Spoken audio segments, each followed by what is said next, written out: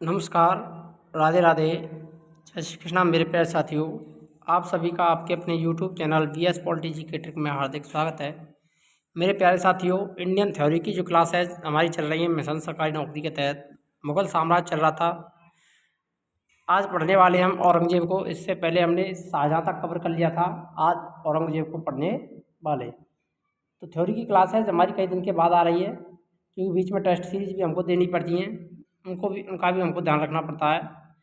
Test series के कारण ही हम आपके लिए थ्योरी की क्लासेज 3 या 4 दिन के बाद आपको देखने को मिल जाती हैं। तो देखिए, औरंगजेब के बारे में बात करते हैं। तो औरंगजेब के जन्म की बात करें तो औरंगजेब का जन्म 1618 ईस्वी को दोहात गुजरात में हुआ था। कहाँ हुआ था? दोहात गुजरात में हुआ था। इसके पिता का नाम शाहजहाँ और माता का नाम था अर्जमंद बानो बेगम। माता का नाम क्या था? अर्जमंद बानो बेगम। और शाहजहाँ का पुत्र था औरंगजेब, जो मुमताज़ महल के नाम से प्रसिद्ध है। कौन? अर्जमंद बानो बेगम को क्या जाना था? मुमताज़ महल, जिसकी आदमी शाहजहाँ ने ताजमहल का निर्माण करवाया था। औरंगजेब के गुरु की बात करें तो मोस्ट इंपॉर्टेंट है, ध्यान रखना। औरंगजेब का गुरु पूछा जाता है तो मीर मोहम्मद हकीम था। कौन था? मीर मोहम्मद हकीम। तो ये हमने बाबर पढ़ लिया। हुमायूं, शेरशाह सूरी, हुमायूं, अकबर, जहांगीर और शाहजहाँ। आज पढ़ रहे हैं औरंगजेब को, जिसका शासनकाल 1658 से 1707 के मध्य रहा था। यहाँ पर देख सकते हैं शाहजहाँ और मुमताज़ बेगम दोनों की तस्वीरें यहाँ पर आपको देखने को मिल जाएंगी, जिनका कौन पुत्र था? औरंगजेब। मुमताज़ महल और शाहजहाँ का पुत्र था। औरंगजेब की पत्नियों की बात करें तो औरंगजेब की पत्नियां 18 मई 1637 ईस्वी को औरंगजेब का विवाह फारस राजघराने की राजकुमारी दिलनास बानो बेगम, जिसे रबिया उद दौरानी कहते हैं, मोस्ट इंपोर्टेंट, रबिया उद दौरानी का मुकाबला भी प्रसिद्ध है, जिसे दूसरे ताजमहल कहा जाता है। तो दिलनास बानो बेगम, जिसका नाम क्या था? रबिया उद दौरानी के नाम से भी जानी जाती है इतिहास में, उसकी पहली पत्नी थी। तो पहली पत्नी कौन थी औरंगजेब की? दिलनास बानो बेगम रबिया उद दौरानी। और ये फारस के राजकुमारी थी। दिलनास बानो बेगम इसकी पत्नी थी। दूसरी पत्नी नवाब बाई, तीसरी औरंगाबादा महल और चौथी उदयपुरी महल। तो ये 4 इसकी प्रमुख पत्नियां थीं, ध्यान रखना। दिलना बाई का और उदयपुरी पर आया। दिलना बाई का और उदयपुरी पर आया। इस ट्रिक के जरिए आप आसानी से याद कर सकते हैं इसकी औरंगजेब की पत्नियों को। दिलरास बेगम, नवाब बाई, औरंगाबादा महल और उदयपुरी महल। अब बात करते हैं पुत्रों की। तो औरंगजेब के पुत्र मोहम्मद आजम शाह, मोहम्मद सुल्तान, बहादुर शाह प्रथम, सुल्तान मोहम्मद अकबर और मोहम्मद कामबख्श। तो इसके पुत्र थे, 5 पुत्र थे। कितने पुत्र हैं ये? 5 प्रमुख पुत्र दे रखे हैं। और इसकी बेटियां थी जैब उन्निसा, जीनत उन्निसा, बद्र उन्निसा, जब्त उन्निसा और मेहर उन्निसा, इसकी बेटियां थीं। इनके पुत्र और बेटियों को भी ध्यान रखना और पत्नियों को भी नाम ध्यान रख सकते हैं। मुख्य रूप से नाम रखना है वो दिलरास बानो बेगम का।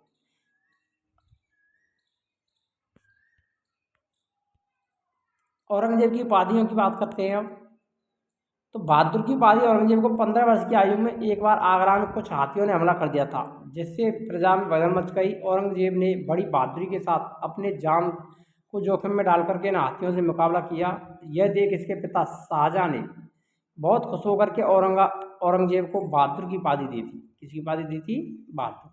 तो बहादुर की उपाधि किसने प्रदान की थी औरंगजेब को? इसके पिता शाहजहाँ ने। आलमगीर, जिसे विश्व विजेता कहा जाता है, आलमगीर क्या है? विश्व विजेता। शाही पोशाक में एक दरवेश, सादा रहन सहन और शराब ना पीने के कारण इसे शाही पोशाक में एक दरवेश कहा जाता है। मोस्ट इंपोर्टेंट, शाही पोशाक में एक दरवेश किसे कहा जाता है? तो औरंगजेब को कहा जाता है, क्योंकि ये सादा रहन सहन रखता था और शराब नहीं पीता था। जिंदा पीर के नाम से भी औरंगजेब को जाना जाता है। औरंगजेब इस्लाम में कानूनों का पूर्ण रूप से पालन करता था, इसीलिए इसे जिंदा पीर भी कहा गया। ध्यान रखना, ये उसकी उपाधियाँ: बहादुर, आलमगीर, शाही पोशाक में एक दरवेश और जिंदा पीर। यहाँ से क्वेश्चन पूछे जा सकते हैं कि औरंगजेब की पादियाँ कौन कौन सी हैं।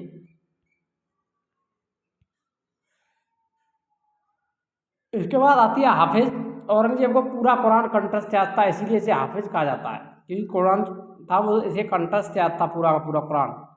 अबुल मुजफ्फर मुहिउद्दीन मोहम्मद औरंगजेब बहादुर आलमगीर बादशाह गाजी अपने राज्याभिषेक के अवसर पर इसने यह उपाधि धारण की थी।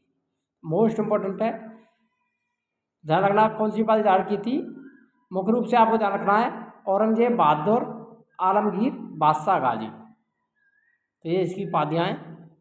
और उपाधियों के आधार पर इसने अपना अबुल मुजफ्फर मुहिउद्दीन मोहम्मद औरंगजेब बहादुर आलमगीर बादशाह गाजी की उपाधि धारण कितनी लंबी उपाधि है, तो सिर्फ आपको याद रखना है औरंगजेब बहादुर आलमगीर बादशाह गाजी, इसी से आपको ये उपाधि ध्यान रह आएगी। तो एक कब धारण की थी, राज्याभिषेक के अवसर पर। औरंगजेब का राज्याभिषेक 2 बार राज्याभिषेक हुआ था, मोस्ट इंपोर्टेंट है, यहाँ से क्वेश्चन पूछा जाता है और कई बार पूछा भी गया है। तो ऐसा मुगल शासक जिसका 2 बार राज्याभिषेक हुआ था तो वो कौन सा था, औरंगजेब। औरंगजेब का राज्याभिषेक 2 बार होता है, इसका कारण यह था कि औरंगजेब अपने भाइयों के विरुद्ध उत्तराधिकार युद्ध लड़ता रहा और सामगढ़ की विजय के बाद और आगरा पर अधिकार कर लेने के पश्चात औरंगजेब ने 31 जुलाई 1658 ईस्वी को दिल्ली में अपना प्रथम राज्याभिषेक करवाया था। कब कहाँ करवाया था, दिल्ली, 31 जुलाई 1658। उसका विद्रोह उसके भाई दारा सिकों के साथ आगे चलता रहा और अंत में जब वह देवराय के युद्ध में दारा सिकों को पराजित कर देता है, तब अंतिम रूप से परास्त करने के बाद फिर से इसका पुनः 15 जून 1659 ईस्वी को दिल्ली में अपना दूसरा राज्याभिषेक होता है। तो इसका 2 बार राज्याभिषेक होता है, 16 जुलाई 1658 और जून 1659 में। तो मुगल साम्राज्य का ऐसा शासक जिसका 2 बार राज्याभिषेक होता है तो वो कौन था, औरंगजेब।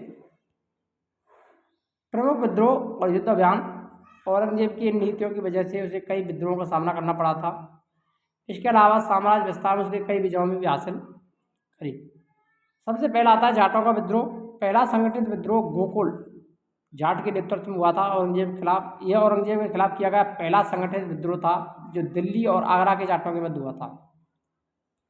किसानों, काश्तकारों, मजदूर वर्ग के लोगों ने यह विद्रोह किया। इसमें सामंतों का मुख्य हाथ था। यह विद्रोह आर्थिक परिस्थितियों को लेकर हुआ। कारण क्या था, आर्थिक स्थिति को लेकर के यह विद्रोह किया गया था। पहला संगठित विद्रोह गोकुल जाट के नेतृत्व में। जाटों का प्रथम संगठित विद्रोह 1669 ईस्वी में गोकुल जाट सरदार के नेतृत्व में हुआ था। अंततः 1670 में तिलपत के युद्ध में हसन अली खान ने जाटों के विद्रोह को समाप्त किया और गोकुल को बंदी बनाकर मार डाला गया था। तो किसने समाप्त किया था इसको, हसन अली खान ने। दूसरा संगठित विद्रोह राजाराम के नेतृत्व में हुआ था जाटों का। किसी नेतृत्व में, राजाराम के नेतृत्व में।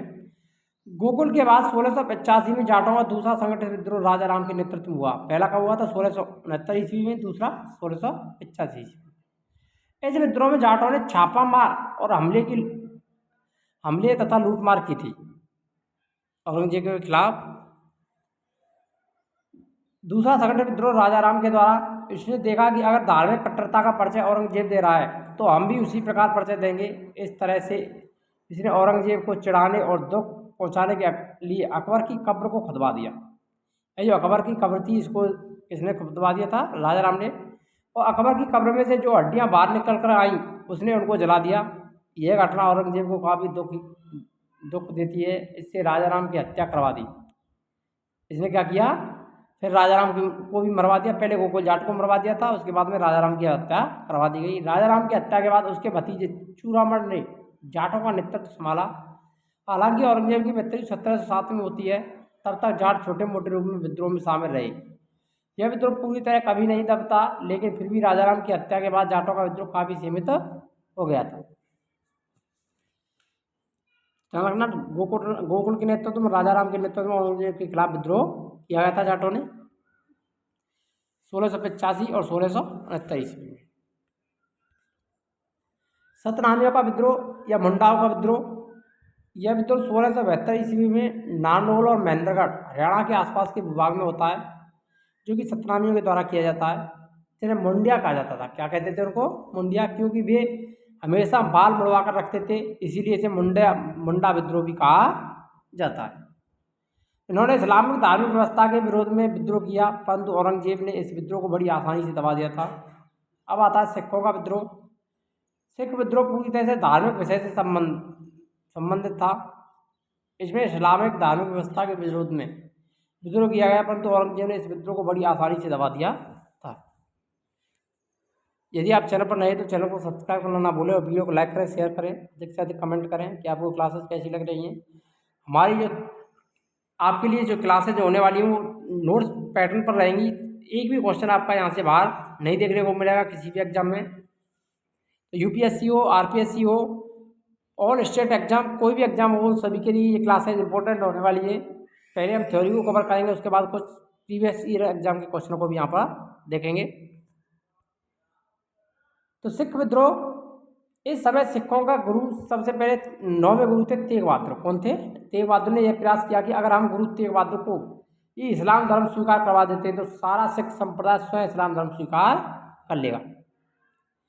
ये सोचा था औरंगजेब ने। इस प्रकार से सिखों के गुरु को इस्लाम धर्म स्वीकार करने के लिए बुलवाया, परंतु तेग बहादुर ने इसको अस्वीकार कर दिया, विद्रोह किया। फिर उन्हें पकड़कर दिल्ली लाया गया और दिल्ली में शीशगंज के पास 1675 में तेग बहादुर के सर को अलग कर दिया, यानी उसको मार दिया गया। मोस्ट इंपोर्टेंट है, औरंगजेब ने किसकी हत्या करवा दी थी? सिखों के 9वें गुरु तेग बहादुर की हत्या 1675 में करवा दी। सर अलग करने से पहले गुरु तेग बहादुर ने 5 दिन गंभीर यातनाएं दी गई, उनके सहयोगियों को भी गंभीर यातनाएं दी गई, फिर उनकी हत्या करवा दी गई थी। इसके बाद सिखों का विद्रोह होता है 10वें गुरु गोविंद सिंह के नेतृत्व में, जो सिखों के अंतिम गुरु थे। उन्होंने भी औरंगजेब का विद्रोह किया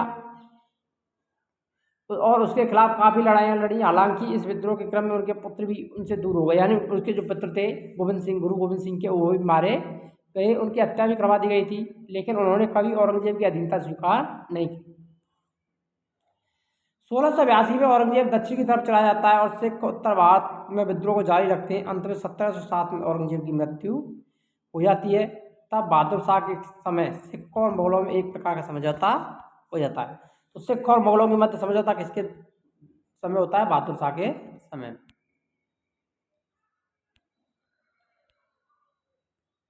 राजपूत विद्रोह, राजपूत शासक अकबर के समय से मुगलों के काफ़ी सहयोगी थे, परंतु जब औरंगजेब आता है तो उसकी धार्मिक कट्टरता के सामने दिखाई देती है, तब राजपूत भी मुगलों से दूर होने लगते हैं।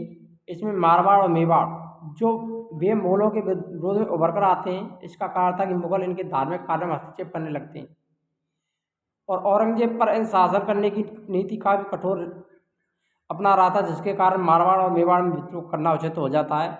उसने राजपूतों के खिलाफ कठोर नीति अपनाई थी। इस विद्रोह के क्रम में दोनों को दबा दिया जाता है और दोनों पर विजय स्थापित कर ली जाती है। तो राजपूत विद्रोह को औरंगजेब दबाने में सफल हो जाता है। शहजादा अकबर का विद्रोह, मारवाड़ के संरक्षक दुर्गादास राठौर और मेवाड़ के शासक का सहयोग प्राप्त करके अकबर ने 11 जनवरी 1681 को अपने स्वतंत्र बादशाह घोषित कर दिया। ये ध्यान रखना, वो अकबर नहीं है, ये अकबर द्वितीय है। 1681 में औरंगजेब के विरुद्ध उसके पुत्र अकबर ने विद्रोह किया था। यही है औरंगजेब का पुत्र था अकबर, और वो अकबर किसका था? हुमायूं का, जो पहले था। बाद में राजपूत उसका साथ छोड़ देते हैं और इसका कारण यह था कि औरंगजेब ने एक खत लिखवाया कि उसके खत में लिखा था कि बहुत अच्छा काम कर रहे हो तुम अकबर, कि तुम राजपूतों के साथ मिलकर उनको हमारे खिलाफ भड़का रहे हो और हम राजपूतों को बारी बारी से मार रहे हैं। इस प्रकार एक चिट्ठी उसने राजपूतों के खेमे में फैला दी थी। शहजादा अकबर का विद्रोह, अब राजपूतों को ऐसा लगा कि औरंगजेब और अकबर की एक चाल है कि अकबर आकर के हमारे साथ मिल गया है, अब हमारे आदमियों को मरवा रहा है। इस तरह राजपूतों को लगा कि अकबर उनका सहयोगी नहीं बल्कि गुप्त रूप से उनका शत्रु है, इसलिए उन्होंने अकबर का साथ छोड़ दिया। अब अकबर भाग करके शिवाजी के पास जाता है, परंतु उस समय शिवाजी नहीं थे, उनके पुत्र संभाजी थे। संभाजी ने भी उनको संरक्षण दिया, जिसके कारण औरंगजेब उसका पीछा करते हुए मराठा क्षेत्र तक पहुंच जाता है और अंत में अपने अंतिम वर्ष दक्षिण भारत में व्यतीत करता है। तो संभाजी ने इसको संरक्षण प्रदान किया था अकबर को। शहजादा अकबर का विद्रोह, बाद में अकबर फारस चला जाता है क्योंकि मराठे भी पराजित होने लगे और फिर फारस के शाह ने उसको संरक्षण प्रदान किया। लंबे समय तक वह वही रहा और बाद में अकबर की मृत्यु फारस क्षेत्र में हो जाती है। मराठों का विद्रोह, मराठों का विद्रोह शिवाजी के माध्यम से प्रारंभ हुआ था, जो कि दक्षिण भारत में महाराष्ट्र में प्रारंभ होकर के पूरे दक्षिण भारत में धीरे धीरे बढ़ने लगा था। शिवाजी के प्रयासों को बढ़ते हुए, उनके साम्राज्य को बढ़ते हुए देख करके औरंगजेब प्रारंभ में भी संशंकित होता, परंतु उस समय उसका ध्यान उत्तर भारत में था। मराठों का विद्रोह इसलिए राजपूत राजा जयसिंह को शिवाजी के साथ संधि करने के लिए भेजता है।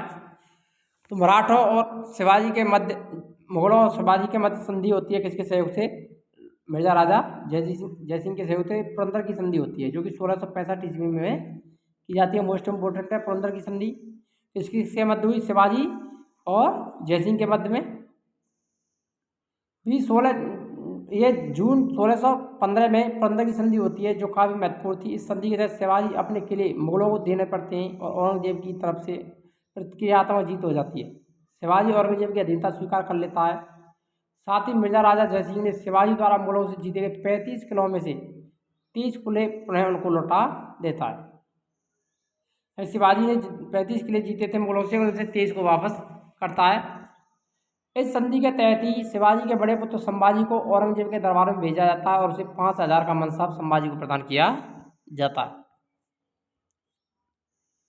पुरंदर की संधि की शर्तें: जयसिंह शिवाजी और औरंगजेब के दरबार में चलने की प्रथा करता है, परंतु सत्ता रियासत दिलाने के लिए आगरा में आमंत्रित करता है।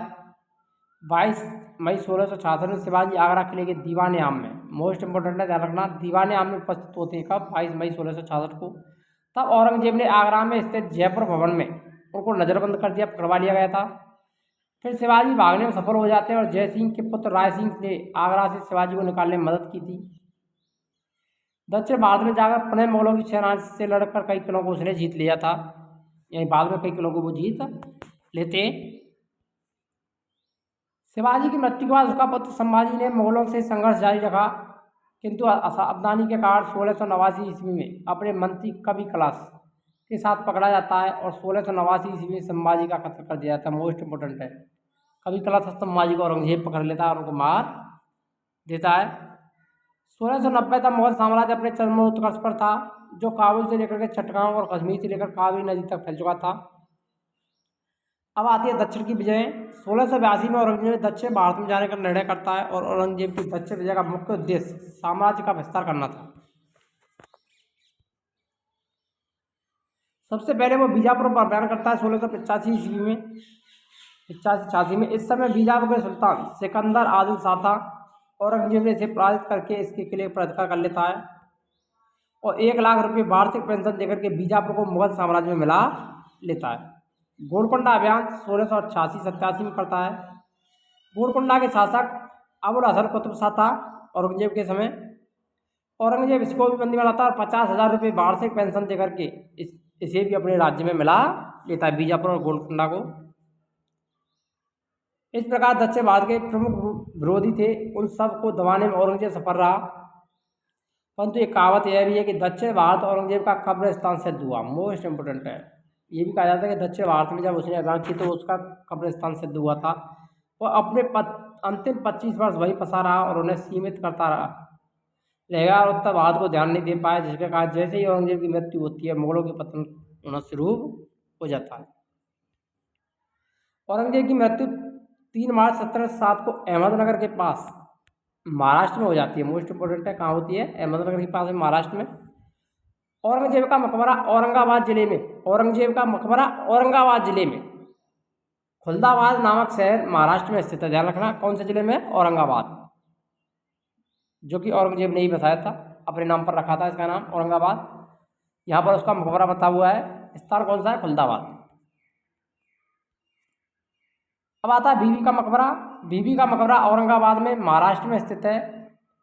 बीबी के मकबरे का निर्माण मुगल सम्राट औरंगजेब ने 1658 से 1707 ईस्वी अपनी पत्नी रबिया उद दौरानी दिलरास बानो बेगम की याद में करवाया था। बीबी के मकबरे का निर्माण मुगल बादशाह औरंगजेब ने अंतिम 17वीं शताब्दी में करवाया। कई इतिहासकारों के अनुसार इस मकबरे का निर्माण मुगल बादशाह औरंगजेब के पुत्र आजम शाह ने अपनी माँ दिलरास बानो बेगम की याद में करवाया था। ये भी उल्लेख मिलता है, जो कि ताजमहल की द्वितीय प्रति कहा जाता है, यानी ताजमहल की क्या कहा जाता है? द्वितीय प्रति। ये हूबहू ताजमहल जैसा सुंदर नहीं है, लेकिन ताजमहल की आकृति पर यह बनाया गया था। बीबी का मकबरा ताजमहल की घटिया या फोर्ड नकल कहा जाता है, जो दक्षिण का ताजमहल या द्वितीय ताजमहल कहलाता है। तो ध्यान रखना, दक्षिण का ताजमहल या द्वितीय ताजमहल किसे कहते हैं? बीबी के मकबरे को। इसे मिनी ताजमहल भी कहा जाता है। मोती मस्जिद का निर्माण 1659-60 में औरंगजेब ने करवाया था। मोती मस्जिद नई दिल्ली में लाल किला परिसर में स्थित है। इसे सफ़ेद संगमरमर का उपयोग करके बनाया गया। आगरा की मोती मस्जिद का निर्माण शाहजहां ने करवाया था। ध्यान रखना दोनों को ही। दिल्ली की मोती मस्जिद किसने बनवाई थी? औरंगजेब ने। और आगरा की मोती मस्जिद का निर्माण किसने करवाया था? शाहजहां ने। इसने यह घोषणा कर दी कि कुरान के आधार पर ही शासन किया जाएगा, अर्थात शरीयत के आधार पर शासन व्यवस्था चलाई जाएगी। इसके लिए जो भी चीज़ें गैर पारंपरिक यानी इस्लाम के अनुसार नहीं है, उन सबको बंद कर दिया जाएगा। इसी क्रम में उसने नौरोज त्यौहार को बंद करवा दिया। झरोखा दर्शन, जो शासकों के द्वारा झरोखा दर्शन देने की परंपरा चलाई गई थी, उसे भी बंद करवा दिया गया। झरोखा दर्शन को बंद करवा दिया, नौरोज त्यौहार बंद करवा दिया था। तुलादान, जिसकी शुरुआत अकबर के द्वारा की गई थी, जिसमें राजा के वजन के बराबर सोने चांदी के सिक्के तोले जाते थे, उसे दान के रूप में बांटा जाता था। इस प्रथा को भी उसने बंद कर दिया है। तुलादान प्रथा को बंद कर दिया था। नौरोज को त्यौहार था उसको बंद करवाया। झरोखा दर्शन बंद करवाया। तुलादान की जो प्रथा थी वो भी बंद करवा दी गई। इसके अलावा सिक्कों पर कलमा खुदवाना भी इसने बंद कर दिया। सिद्धा और पैबोस जैसी प्रथा को भी इसने प्रतिबंधित कर दिया, क्योंकि ये प्रथा इस्लाम की मान्यता के विपरीत थी। औरंगजेब 1663 में सती प्रथा पर प्रतिबंध लगा देता है। मोस्ट इंपोर्टेंट ध्यान रखना, औरंगजेब ने सती प्रथा पर प्रतिबंध कब लगाया? 1663 में। तथा हिंदुओं पर तीर्थ यात्रा कर लगाया। मोस्ट इंपोर्टेंट है।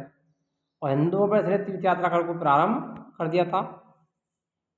यद्यपि इससे पूर्व अकबर ने भी सती प्रथा को प्रतिबंध कर दिया था, परंतु औरंगजेब ने इसे पूर्ण रूप से बंद कर दिया। 1679 में औरंगजेब ने हिंदुओं पर पुनः जजिया कर लगा दिया। औरंगजेब ने मुहस्सिब, ध्यान रखना मोस्ट इंपोर्टेंट है, जजिया कर पुनः किसके द्वारा लगाया था? औरंगजेब के द्वारा 1679 ईस्वी में। औरंगजेब ने मुहस्सिब धर्माधिकारी नामक अधिकारी की नियुक्ति की, जिसका कार्य समाज में यह देखना था कि आम जनता धर्म के अनुसार आचरण कर रही है या नहीं। इसलिए इसने मुहस्सिब नामक धर्माधिकारी की नियुक्ति की थी।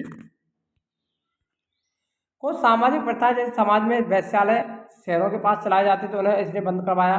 वैश्यावृत्ति करने वाली महिलाओं के विवाह करने के लिए कहा तो उन्हें यह व्यवसाय छोड़ने के लिए भी कहा गया। अकबर, जहांगीर, शाहजहां, इन सभी ने संगीत, चित्रकला, नाच गान सबको प्रोत्साहन दिया, अपने दरबार का अंग बना लिया, परंतु औरंगजेब ने इन सबको बंद करवा दिया। यह नृत्य गान आदि के विरुद्ध था। औरंगजेब ने संगीत और नृत्य पर पाबंदी जरूर लगाई, परंतु वह स्वयं बीड़ा बजाने में उस्ताद था। मुझे क्या बजाता था? बीड़ा। इसे मुगल सेना में हिंदुओं को काफ़ी जगह दी, और मुगल शासनकाल के दौरान इतने हिंदू सेनापति किसी शासनकाल में नहीं थे जितने कि औरंगजेब के साथ।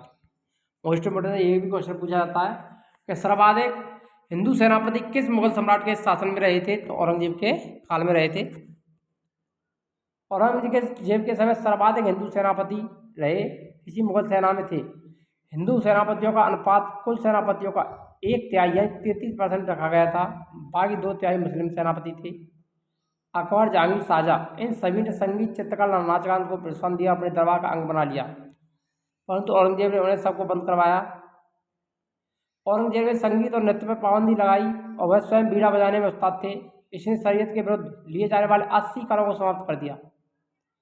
इनमें अब्बाब नाम से जाना जाने वाला रायदारी, जो कि प्रबंधकर था, और पांडारी चुंगीकर नामक स्थानीय कर भी शामिल थे। तो रायदारी क्या था? प्रबंधकर, और पांडारी चुंगीकर था, और रायदारी को क्या कहा जाता? अब्बाब।